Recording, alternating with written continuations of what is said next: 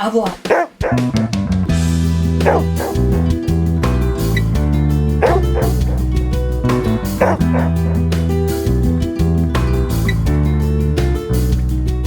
All right, we are rolling. Welcome to another episode of FitPet Boston Talks. My name is Leah Lodato, and I'm the host of the show. And this little project is my homegrown effort to try to connect local Boston, Massachusetts area dog handling professionals. We get together, socialize with one another, and talk about our lives, our dogs, and our careers. It's a little passion project of mine. I really very much enjoy doing it, and I wanted to thank Katrina Reilly, who's with me today, for coming down and chit-chatting with me, as well as her really cool cattle dog named Klepto, who's with us as well. You may hear him jingle jangling around trying to get comfortable. Heavy breathing. We're used to the heavy breathing. And before we get started, I want to remind everybody about bettervet.com. If you're listening, you have heard this before, but if you're in search of a vet, look no further. Check out bettervet.com. You can save $75 on your first visit by using the code FPB75. And BetterVet is a mobile vet service, so they will come to your residence or even your the place that you work, wherever you are with your dog, and they'll help you out if you're having anything going on with your dog or cat. And they do regular checkups and also other more complicated things as well. So thank you so much, Katrina, for coming all this way to talk to me. Thanks for having me. And I pointed this out earlier, but a few people actually reached out to me and said, you have to have Katrina on the podcast. She's so great and does a wonderful job at working with dogs. So I was prompted to ask you to come on. So thank you for coming all this way. That's very flattering. Makes me feel super awesome. It should. So I think that I would love to just start by talking about the name of your dog walking company. I love to just talk about everybody's origin story and how they got started, which I would love for you to do as well. But the name of your business is, you can say it. The Canine Enrichment Co. Yeah, and I just love that word enrichment. I think it has so much to do with what we're doing on a regular basis. So I would just love for you to talk about how you started your business, how you came up with that name, and how your philosophy kind of aligns itself with the name of your business. So pretty much I was sitting at the desk of my job that I was working at the time, being a general manager of a dog daycare facility. And I was in the process of, preparing to leave and go on my own. And I just sat there with a piece of paper and one of my friends, and we just started writing down a bunch of words, kind of like getting the juices flowing.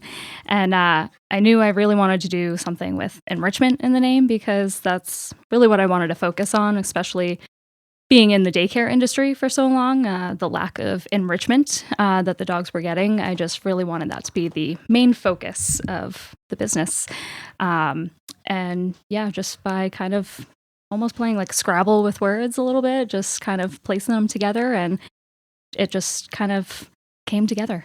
Yeah, so can you talk a little bit more about that? Because I do think it's an important distinction between what people like us do on a regular basis and what a doggy daycare, the traditional doggy daycare, is like. Yeah. What in your mind kind of separates, and how does the enrichment piece fall into there? Well, usually the number of dogs per person, that's a really big one. It's usually one, maybe two people to 30 plus dogs, and fairly large room or maybe small room, depending on the facility that you're in. It's just like a free for all. The dogs don't care about, the people in the room unless you're really making that effort. And sadly, it's people that just think they're playing with puppies all day and not really taking it too seriously. And I just saw lots of very poor behaviors being almost enhanced by, people that are supposed to be caring for these animals, and, not any bad intention at all, just the lack of knowledge and kind of, how society has been, viewed for, what dog daycare is. It's good idea. Sounds great. Yeah, exactly. It's nobody wants their dog to be stuck home all day by themselves, right. But they often don't realize that they're sending their dog away and usually developing some pretty bad behavior, reactivity being the biggest one. Sure. Goes for dog parks as well. Right, right, totally. Yeah, we oftentimes, I don't know if you would say the same thing, but with regard to dog parks, we have our clients train outside of them. Yep.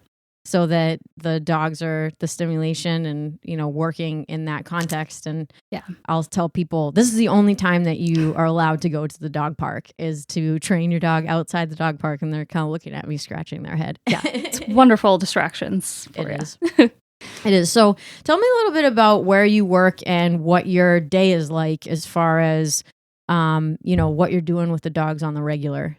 So basic day to day, Monday to Friday, I offer a day program for dogs, and whether they're dropped off and picked up from my house or I do the taxi service for them, we pretty much just pick up some dogs and we go out for pack walks with them. Depending on the level of training the dogs have, maybe they'll have more one-on-one time, back at my house where we will do, some play stuff in the yard, doing some recall, playing games, whatever it is that the dog needs to kind of break out of its shell and kind of get, working and motivated to be with me. Then we take it out into the real world and start adding in more distractions with them. And we get our wonderful pictures of dogs sitting in a row and great very pictures. Busy areas. Head over to Instagram, Canine Enrichment Co. Really nice, Thank you. thoughtful photos. I very much enjoy. As far as how you started, you started the company kind of at the beginning of COVID. Is that correct? Yes, pretty much right as it all started. Once the facility I was working at shut down, as many other businesses did during that time, I took advantage of, I think I had 3 weeks until they tried having me come back, which I declined. I just kind of rolled with it. I had a few dogs that I had kicked out of the daycare for, fights or whatever issues they were having. And those were my first clients that I worked one-on-one and started forming my packs of dogs. So it's really great to kind of help those dogs change their life around and be able to enjoy being around dogs again. So you're the daycare rejects. Yeah. I like to kind of call it like a daycare rehab with some of the dogs, or like dog park rehab. Sure. Just kind of learning how to rewire the brain, and this is how you should, exist with everybody. You don't have to be kind of pummeling each other and whatnot. So, yeah. Completely. I find that moving really helps too. Yeah. And being on the trail, we took Ruben and Klepto on a hike, and Ruben, if he's stuck in a room with a dog that he doesn't know, it could go very bad. But when he's moving on the trail, he just cares less. And it just creates this whole other option for dogs to enjoy life through, to be able to get out there in nature and hike.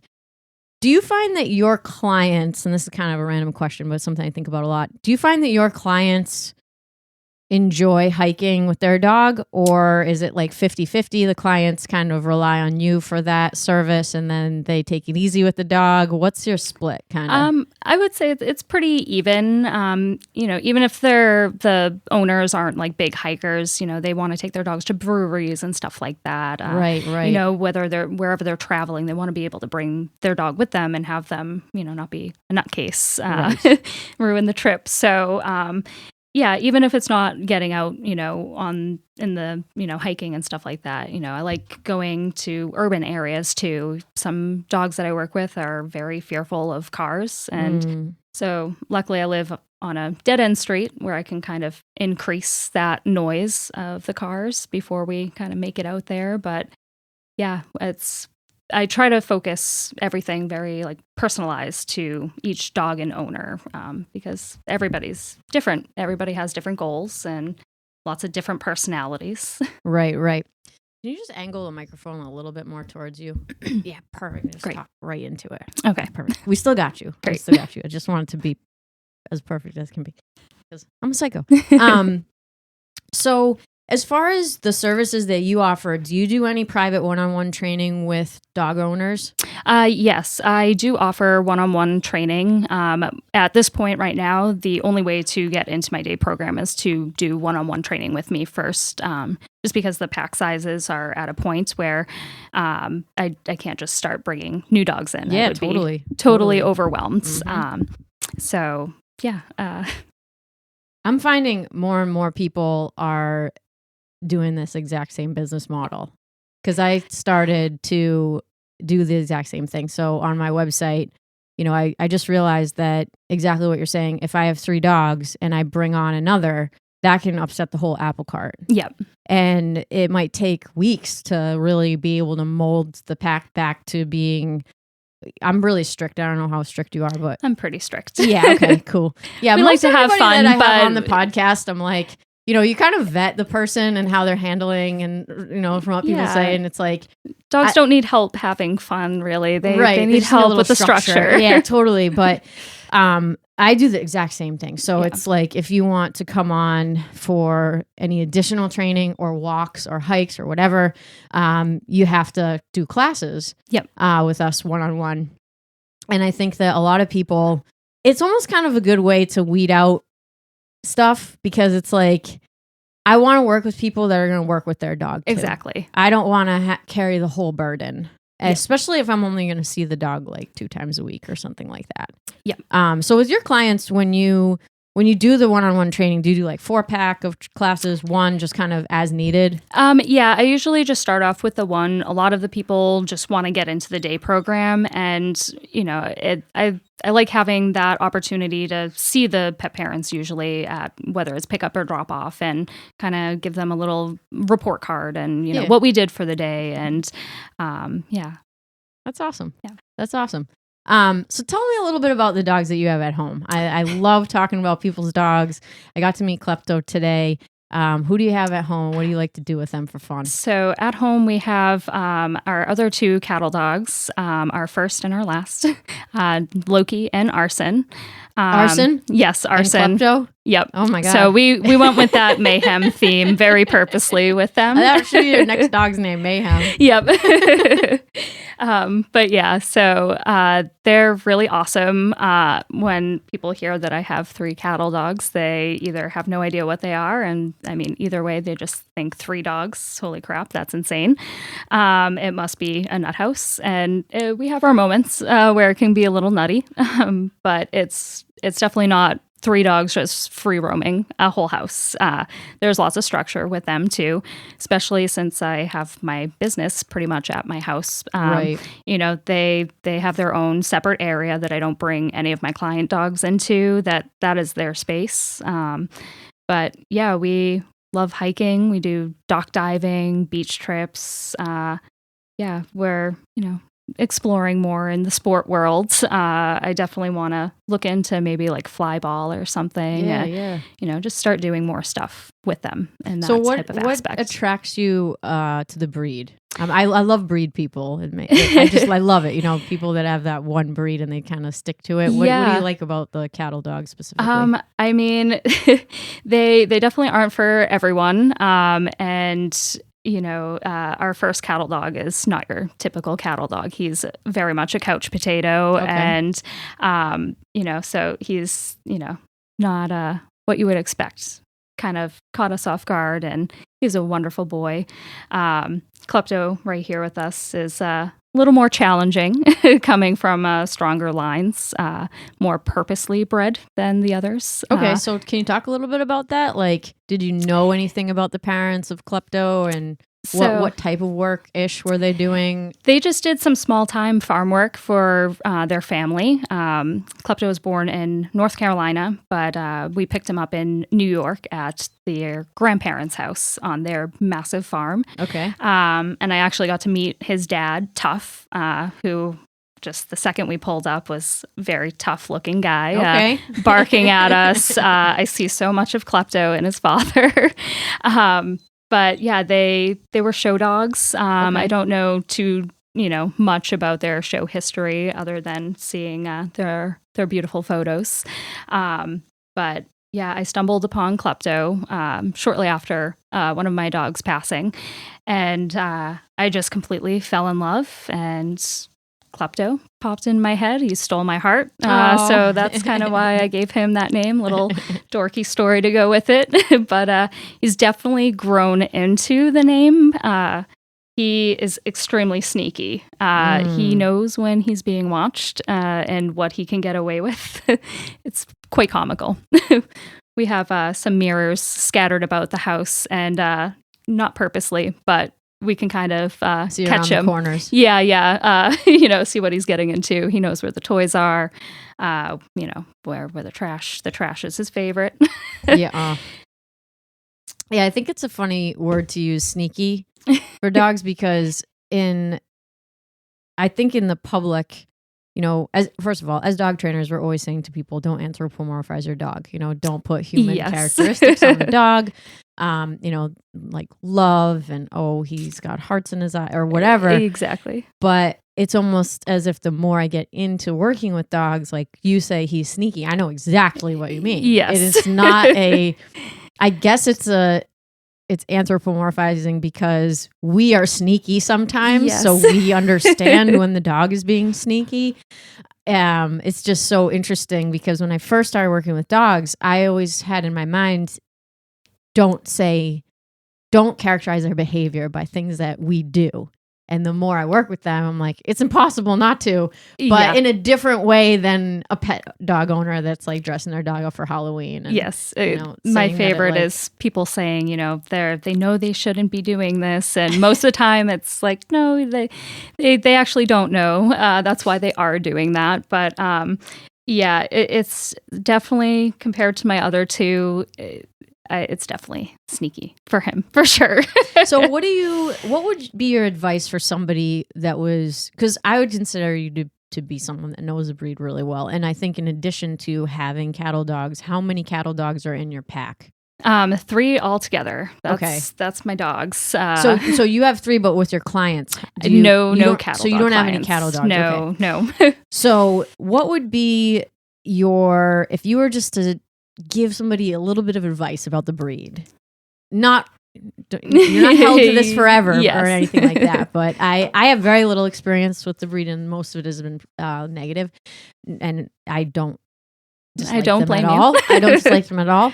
But what would you have to say about them to someone who's asking? I mean, they're really not made out to be great pets. Wow. Shocker. Yeah, wow, good for you. Yeah, and I have 3 of them, and we definitely have our moments. But they're very tough dogs. Mm. They're made to, face down cattle, animals that are bigger than them, thousands of pounds, and they're supposed to be fearless and herd them cattle. It's just insane that the power that they have and that they can put out. Their mouths, they're made to use their mouths, so definitely no children. That's a very scary situation, seeing children running around and the cattle dogs trying to herd the children, and they don't have the softest mouths.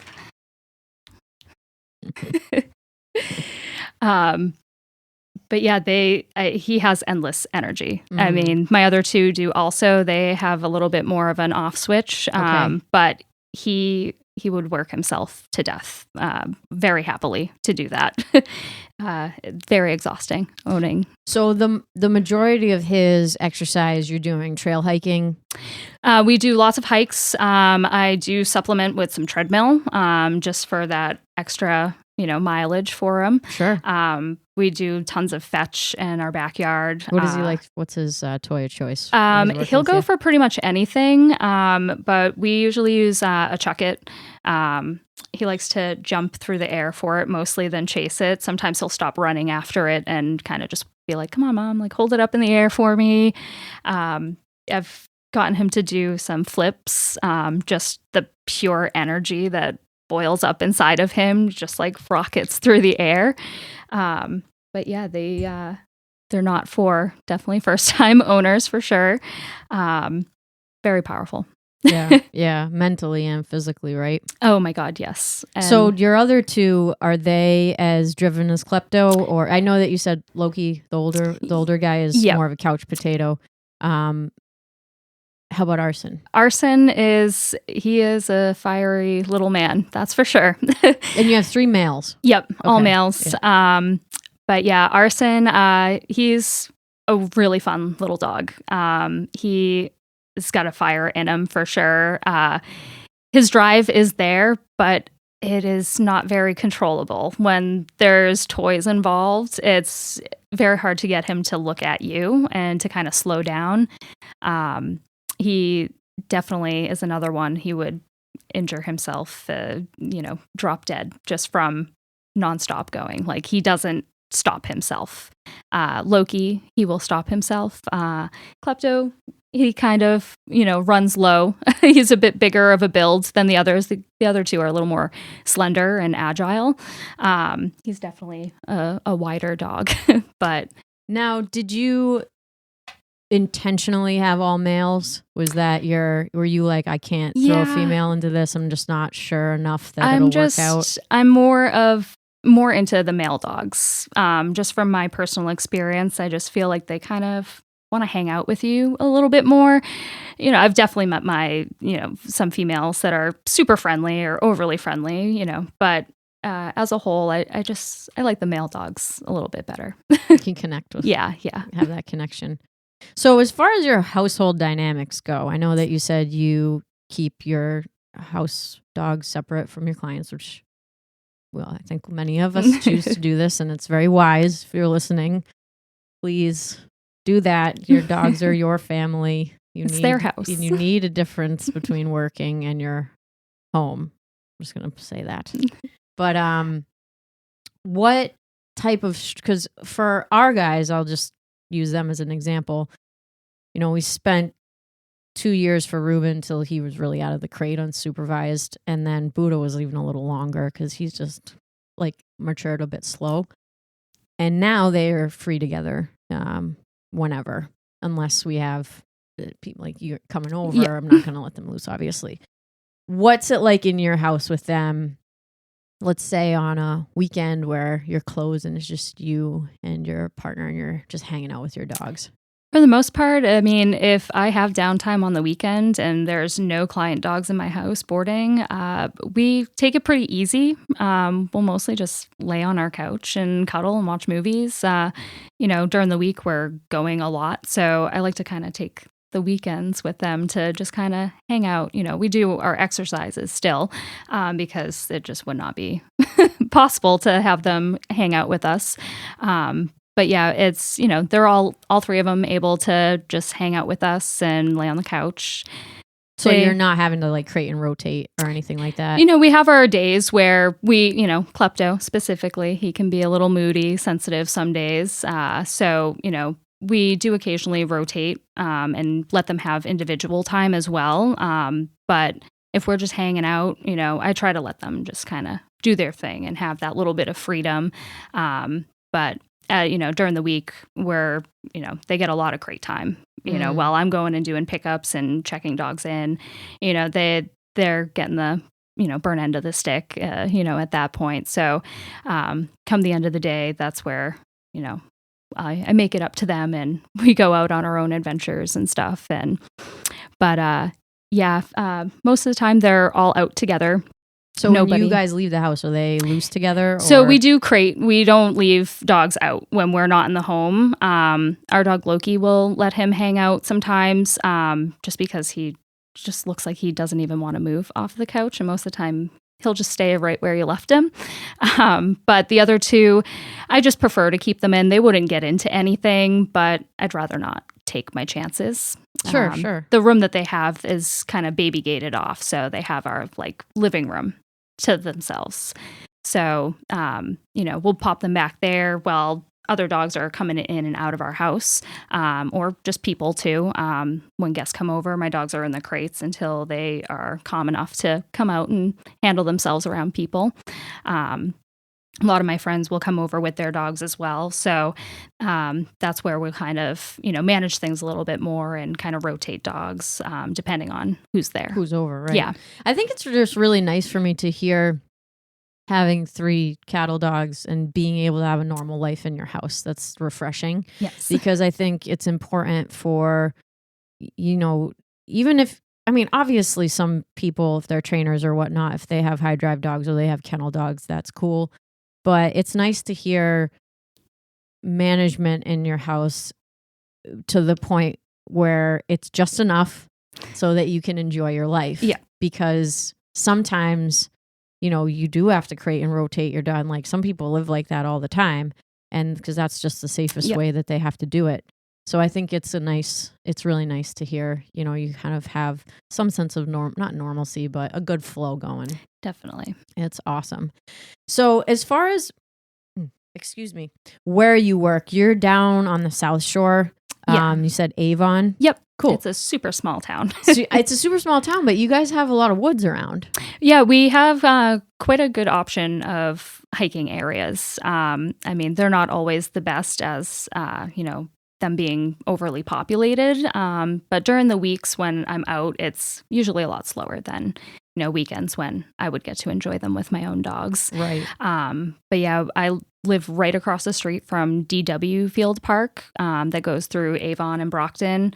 It can, maybe not many people like to use it for dog walking because even though it's paved, one side of the road is for driving. Okay. And so some people get a little nervous about that. But they do have a couple trails that you can kind of sneak down to get away from the cars. But I really like using what I have right there across the street. I feel like it's a good mix of, kind of nature and urban life. Yeah, because you said some of your dogs are a little car reactive, so maybe that'd be a good... Yeah, there's plenty of space where I can, pull them far enough away that, the cars aren't bothering them to slowly work them into it. And they have to drive at like 15, 20 miles an hour. Okay. So it's nice that it's not like, cars whipping past you. It's pretty windy little area. For sure.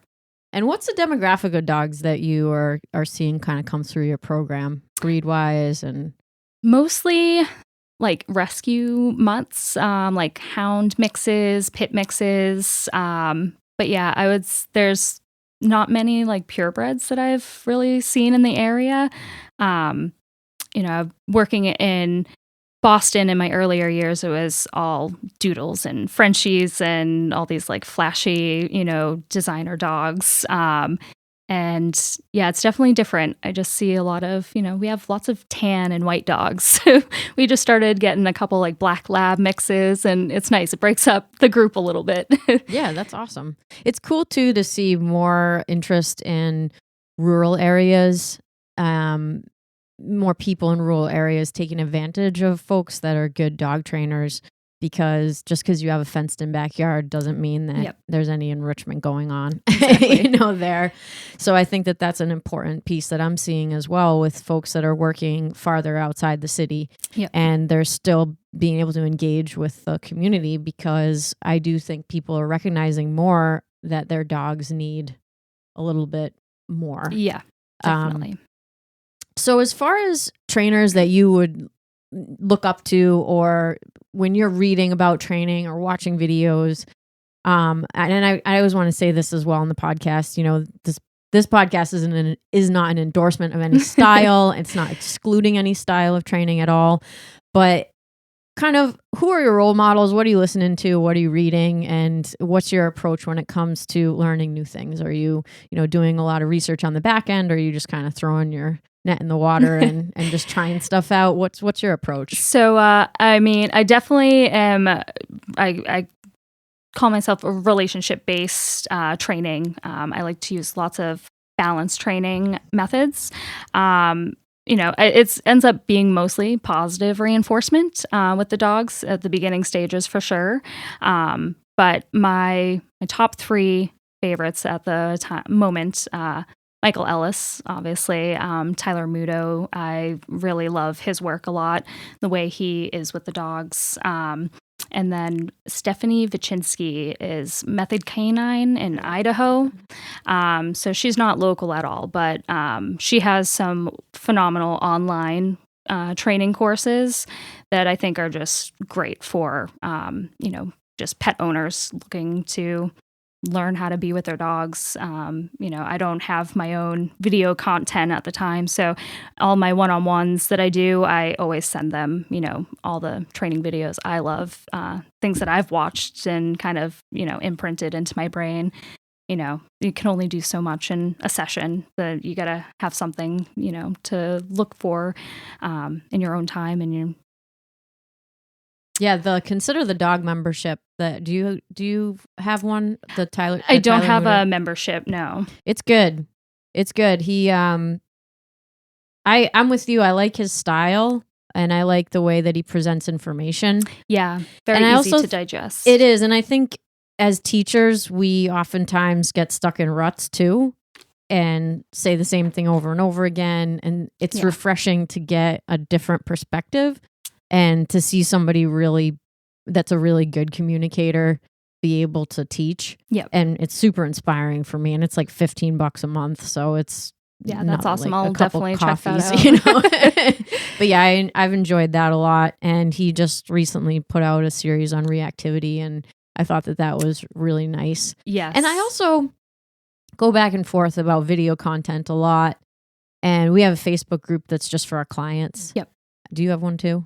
I have Facebook, but I don't like think a it's page. Yeah. Okay. I'm not very active on it. I pretty much post everything to Instagram and have it like tagged so it just goes on there. I like never actually use Facebook. So yeah, we're trying to figure out kind of the best way to communicate with people, and and Hannelore has a really nice one for her company. And it's been nice because I've been able to post little clips, because I'm always really insecure about posting video. Yeah, I don't know scary. how you feel about that. Yeah. Why do you find it scary? I just don't like watching myself. I don't like my voice. You're so pleasant, though. It's just really awkward for me. You know, I do share some video on social media, but a lot of it I do just share with the pet parent because directly, right? Yeah. Whether I'm airdropping it on their phone, you know, because the videos I'll literally just prop it up somewhere or put it on my tripod and just have it record while I work with the dog, and then I give that to the pet parent to, you know, so they can see what I'm doing with the dog during the day too. Right. You know, they do some sessions here and there, but it's most of the training is me and the dog. We don't get that with the pet parents during the week all that much. So I like to be able to, especially the new clients that are really struggling with some reactivity or just leash pulling. I like to, you know, give them that content to just remind them that it's possible. Your dog's doing it. You just gotta, you know, be patient. And it's the hardest part is the human learning how to walk the dog.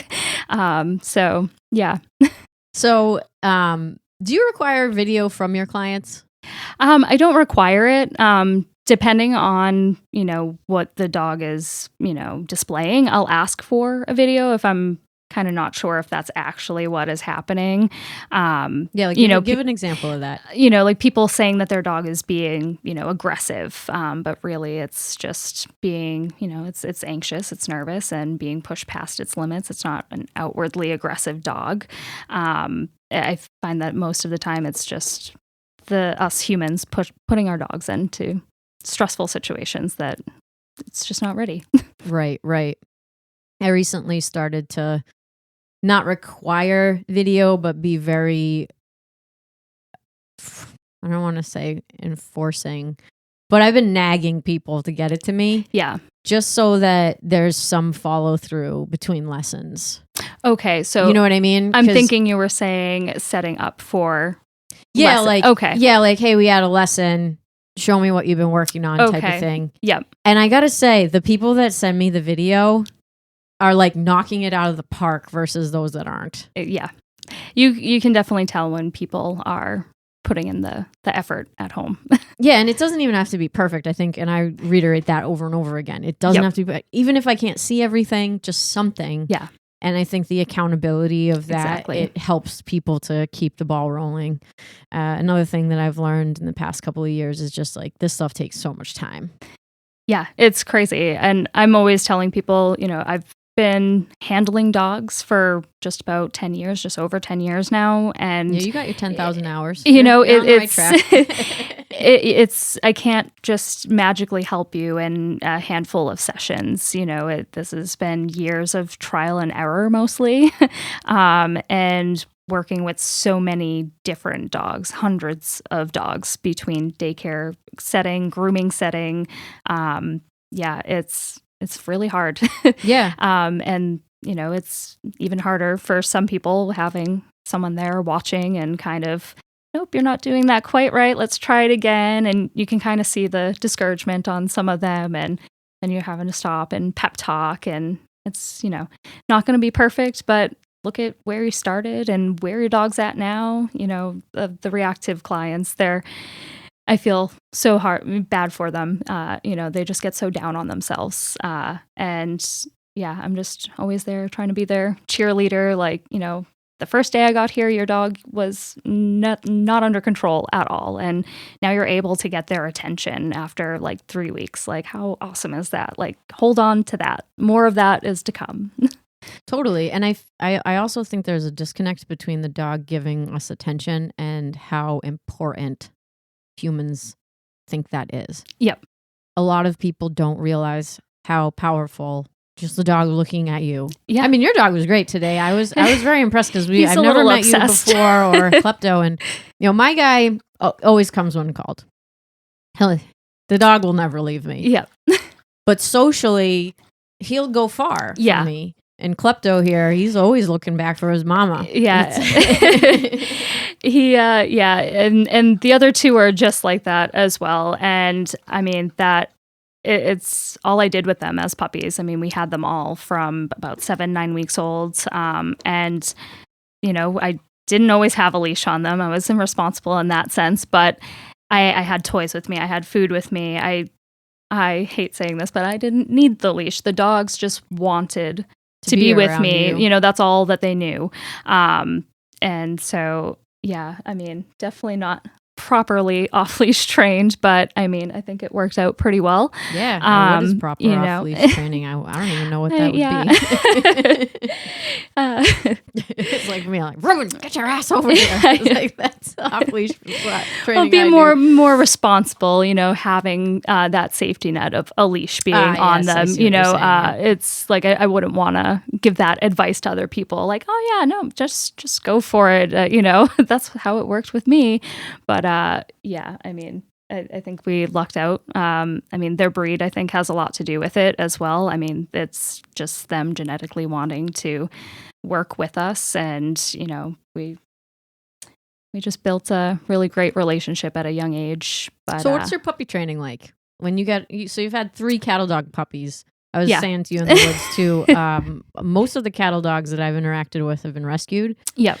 So, and there's one that Laurie trains with at the Schutzen Club who does Schutzen. He's really, really cool dog.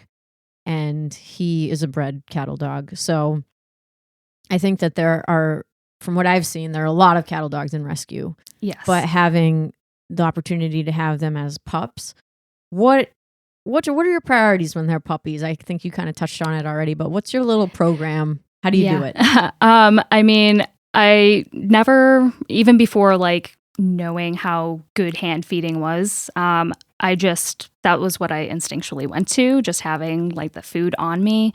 I got a dog and I wanted that dog to do things with me. I just wanted to go out into the world. And yeah, they were my buddies. And I just feel like, not a lot of people, but there's people, they get dogs for maybe not the right reasons. They think it's going to be a lot easier than it is. And, I just don't see the relationship there, the want to have that kind of bond. They want to have the dog that's going to hang out at their family cookouts and like be a part of the family, but they don't actually want to, do the things that the dogs want to do and like, fulfill them and their needs. It's just, very selfish, us humans, But yeah, I mean, I really wanted to make sure they were crate trained. So that was another thing too, that, if I wasn't really interacting with them, they were in their crates resting. So I just was really focusing on our time being meaningful together. And yeah, just building that desire to hang out. So you hand fed them through training when they're pups. Yep. So we still mostly do hand feeding or some type of interactive feeding for sure. Not just tossing them the bowl of food. Right. Try to do that with Ruben. Probably every other meal. Have him hold a behavior, release him to his bowl. Yep. Stuff like I feed him raw food now in the morning, so it's a little harder to hand feed raw food. Definitely. But a little messy. Yeah. Oh my gosh, I know. But I think that there's so much power in that. if there was one thing I could tell any puppy owner is feed the dog out of your hand and not ditch just, the bowl. ditch the bowl. And, really the bottom bare basics of training is the engagement, but I don't care if the dog can lay down or sit or whatever. I want them to come when I call their name. Yeah. And all that other stuff is great, but I think that that's the key, because then if you are able to do that, you can do anything with the dog as long as they're cut out for it. Yep. Like Ruben will come when called 100% of the time, but if I brought him to a brewery, he would not like that at all. And that's just my dog. I know it's like a popular thing for people to do now. I have not been able to partake in that activity. Are you a brewery gal with your dogs? I'm not. I've never been to one. What? Do you drink? I'm not a beer person. If I'm drinking, it's usually like a Captain and Coke or something like that. But I mean, for a while I wanted to check it out and bring my dogs with me, but I honestly don't think that it would really be their thing. Arson and Loki, they're definitely more like people motivated. But Klepto, he just is very nervous in new situations, as you could see coming into your office here. He's right calmed down now. Yeah. But he is pretty nervous when in new areas. And I just feel like it would be more torment than fun for him. And going back to that selfishness of, man, I would love, to bring my dog there, but I don't really think that he would want to go. So sometimes, leaving them home in situations like that is for the better. I think it's a really important message. And I'm glad you said that, because I don't go to breweries very much, because Laurie, you should see her face when she like takes a sip of beer. It's like the funniest thing you've ever seen. She thinks it's disgusting. So we don't really go. But when I have gone, I do see some dogs that are super happy to be there and receive affection from strangers and just really balanced dogs. And other times I just end up feeling really badly, because I'm very connected to dogs. When they're around me, I'm not focusing on them or anything like that, but like I take an inventory of how they're doing and what they're doing and everything like that.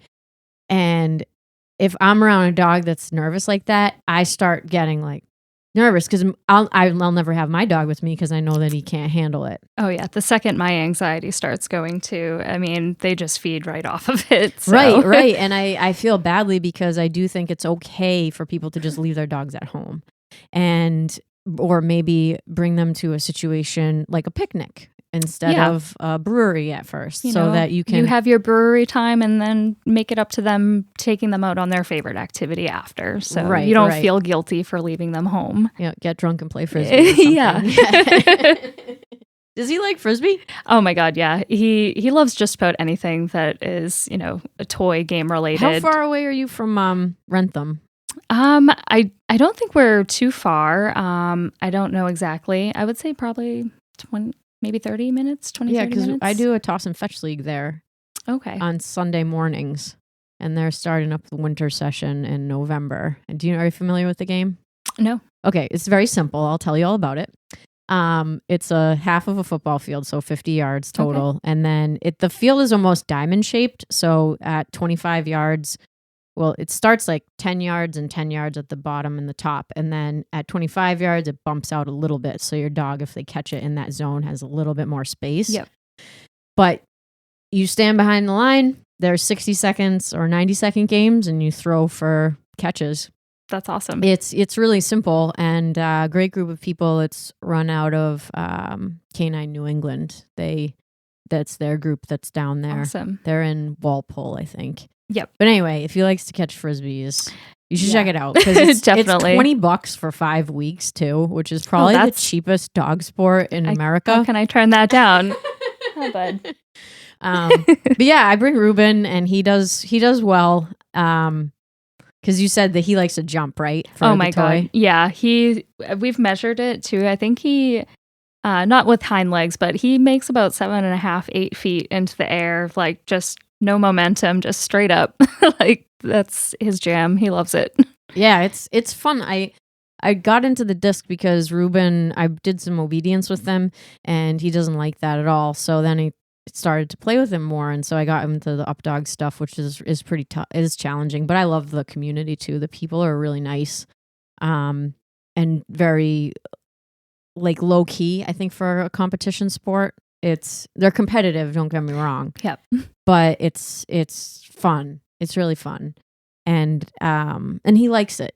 I can take him, and as soon as we go out onto the field, he's just excited and he's barking, and I don't have a leash on him or anything. He doesn't care about other dogs. He's just in his own world. He's just in his own world, and it's so great for me to see that.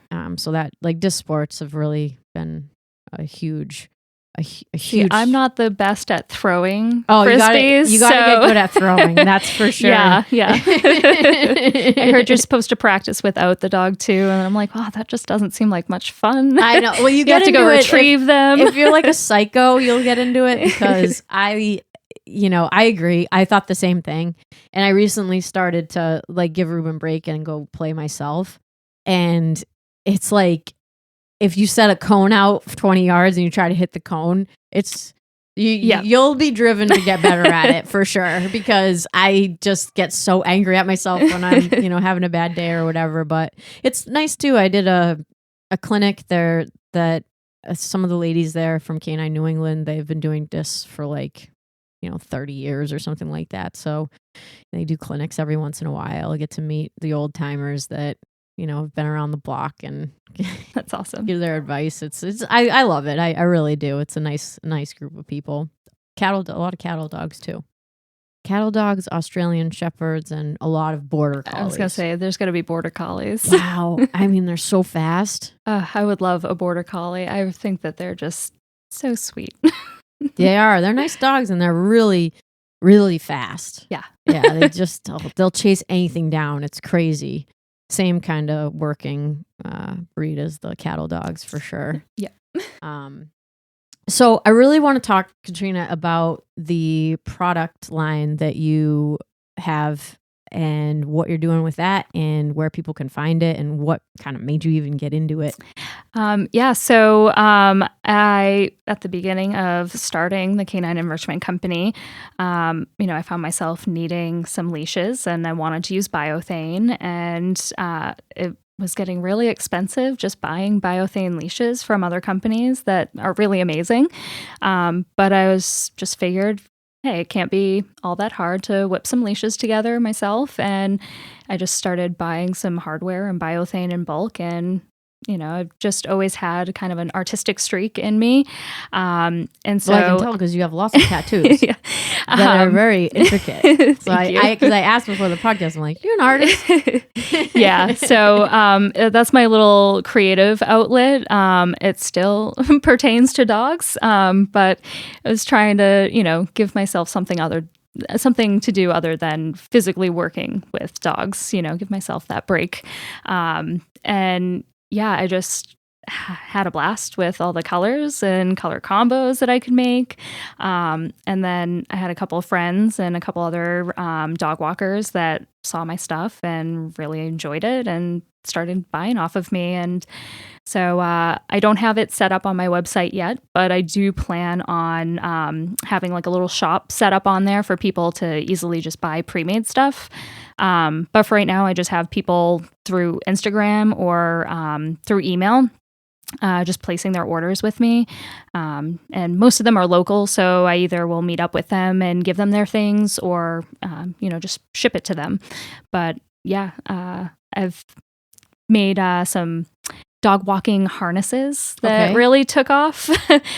So something that I just kind of was problem solving for myself, walking the big groups of dogs that I had, I would take 2 spare leashes and kind of sling them over my shoulders to attach the leashes to. Okay. So I could go hands-free, picking up poop and stuff like that. And I just one night got to tinkering and created my own little harness that I use on myself. And I have one in my car to kind of show more than explain. So it's like you sling it over your shoulder and then you can attach the leashes to it? Yeah, you kind of put it over your head and there's 2 leashes here that you can clip in front of your shoulders, so easy access for unclipping, stacking Cool. leashes on. That's big for me, is like carrying, a bunch of leashes. Yeah. But yeah, so 6-7 dogs, that's a lot. Bulkiness in your hands. For sure. And you have to have them in your hand. You can't have them in a backpack, because if another dog comes and you're trying to rifle through all your stuff just to get the leashes out. Yeah. So it was just kind of problem solving for myself. And then I had a couple local walkers and trainers that really were interested in them and just started making those custom for people too. So yeah, just kind of having fun and sharing it with people. So do you have a sewing machine that you put everything together? No. So I'm sure I know there's much easier ways of doing this. But I just use a Dremel to drill the holes in the biothane, and I use Chicago screws. And so it is so it's like completely, rivets. Yep. Okay. So everything is, screwed in by hand, very time consuming. Little sore on my fingers every now and again, but yeah, it's really fun and satisfying. So with the biothane, do you like it because of the environmental impact of biothane, or do you like an alternative to leather, basically? Or do you like the colors? What kind of attracted you to that material? The colors definitely drew me into the biothane, and then just how easy they are to clean and care for. I deal with some pretty dirty dogs, and letting them drag around every now and again, it's just nice to plop them in the sink and soak them, and they're sparkly new for the next day. So do you make long lines? Because those are my... Yes. Okay. Yeah. So I use for the material 1/2-inch heavy duty biothane for most of my leashes, and then I use the 3/8, so it's a little thin. skinnier. Yeah, super small. And then I for the long lines too, I have teeny tiny clips, so it gives that effect that there isn't really anything there, nothing weighing the dog down. But yeah. Yeah, that's good to know, because I'm a big Boldly Design gal. Are you familiar with the company? I am not. They're in Colorado. Okay. Female-owned company, and they do... I always send my people there to get long lines. Now I'm going to send them to you instead. Wonderful. Because you're close by. That's great. But yeah, I'm a big fan of the biothane long lines, because, when you're on a hike, they're going through God knows what. Giardia, lepto, poop, and you just... I mean, I have wipes, and I'll, wipe them down, but let's be honest, most of it's just getting thrown in the back of the van and then cleaned later. But I find that it's super easy to clean. I would say the one drawback is they can get a little heavy. Yeah, for sure. 20 plus feet. So I like the cotton webbed ones for actual handling. If I'm working a dog in a field and going to play with them, or in a tennis court or something, I like a cotton lead. But then when I get out onto the trail, I want to have the biothane. Something a little durable and... Yeah, and it's more durable for sure, but easy to clean is the biggest thing for me too, because... Or just touching the fabric leashes after dragging. Mm-hmm. I have a really tough time with sensory things sometimes. Oh, really? My hands, don't like the way certain things feel. So I think that was kind of part of it too, having all my own leashes, nothing's, knotted, or, the dirty, gritty fabric that some... nobody cleans their leashes, Yes. Yeah. What's something unusual that you don't like to touch that other people would be like, really? Oh, man. I mean, I don't really know. I hate chalk. Chalk doesn't bother me. Oh, man.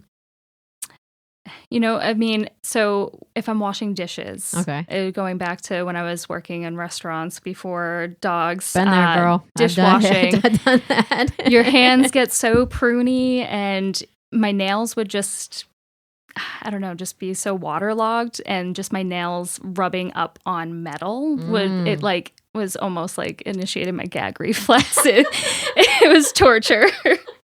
But so even when I'm working with dogs too, I'll have gloves with me, so I can put gloves on, or a towel so I can wipe my hands, because my hands are usually, food and dogs' mouths, and the slobber really gets to me. So it's just easy. I put a glove on. I have no problem. I'm all up in there getting what needs to be done.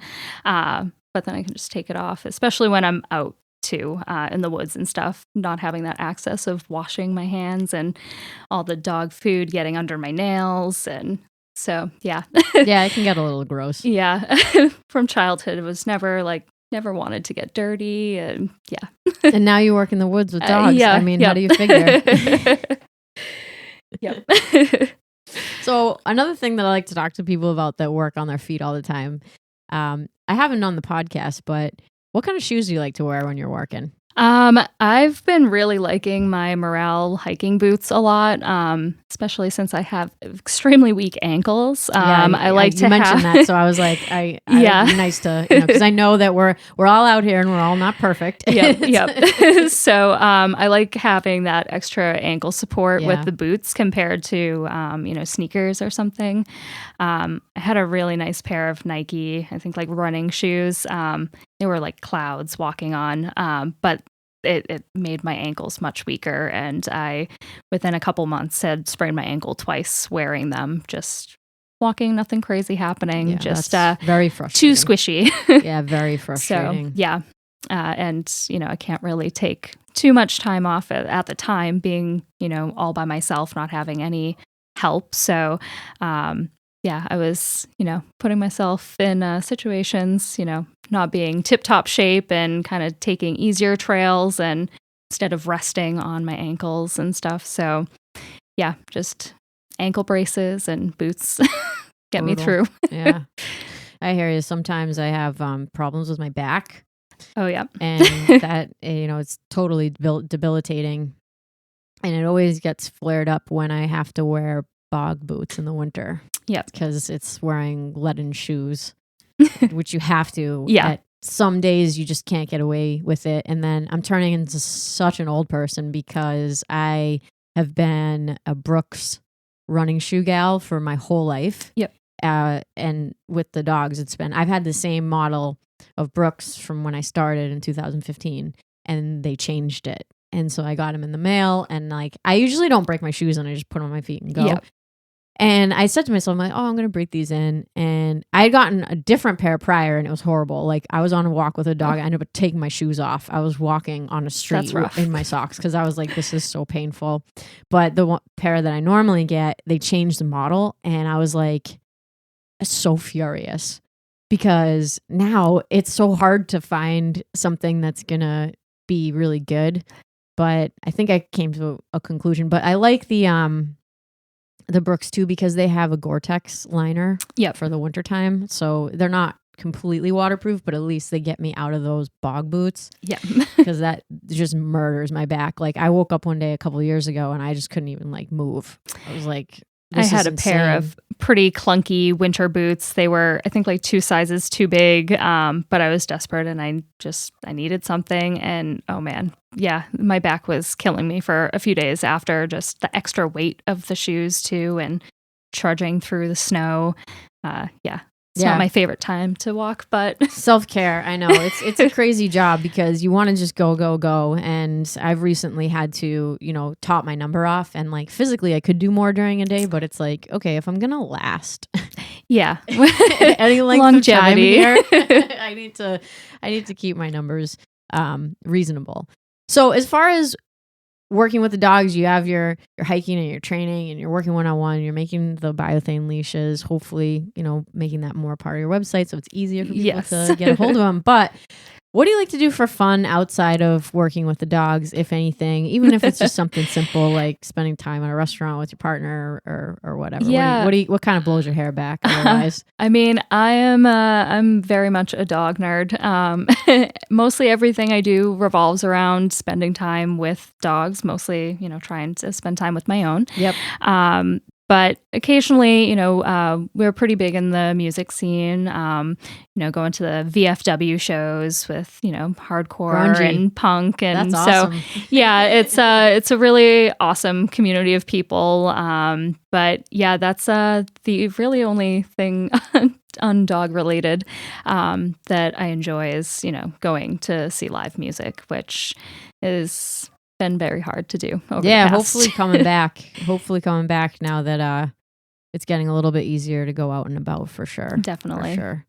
Well, Katrina, is there anything else you wanted to add, closing remarks as far as, we touched on a lot of stuff here. I think we covered a lot. Yeah, thank you again for coming by. I know you were a little anxious about talking, and it can be a little bit nerve-wracking, but I think the bottom line is it's so great to hear from people like yourself that are totally immersed in it and making a great life out of it, happy, and have dogs that are a part of their family and can help others, have better relationships with their dogs. And that's the whole goal of what I'm trying to do here, is just bring people like yourself together. And as I was saying to you before, it's cool to me to see, basically like all of you guys just kind of cross-pollinating and stuff like that. So it's really awesome. It's been a neat little thing to witness, and also to have people in different areas of the state for referrals and things like that. And are you even taking new clients right now? I didn't even ask. I am. Good. It is a pretty slow process. For one-on-one sessions, I'd say it's probably about 5 weeks out. And then for the day program, that's super situational. I mean, it really depends on the dog and the owner, if they're even a good fit for that. But I do have 2 employees now, so that opens up a lot to totally. Start bringing on more new dogs. Sure. So that's Congrats, really exciting. Thank you. That's a huge deal. Yes. Huge. I have not ventured into dipping my toe in that exciting water, and scary all at one. Well, thank you for coming in. Thank you. Thank you all for listening to the podcast, supporting the podcast. And if you like what you're listening to, feel free to subscribe on the platform that you're listening to the podcast on, and leave a review too. That is super helpful, especially on the Apple Podcast. I know you can't on the Spotify, but if you leave a review on Apple Podcasts, I would be eternally grateful. Thanks again to Katrina for coming and talking to me today, and we will see you next time.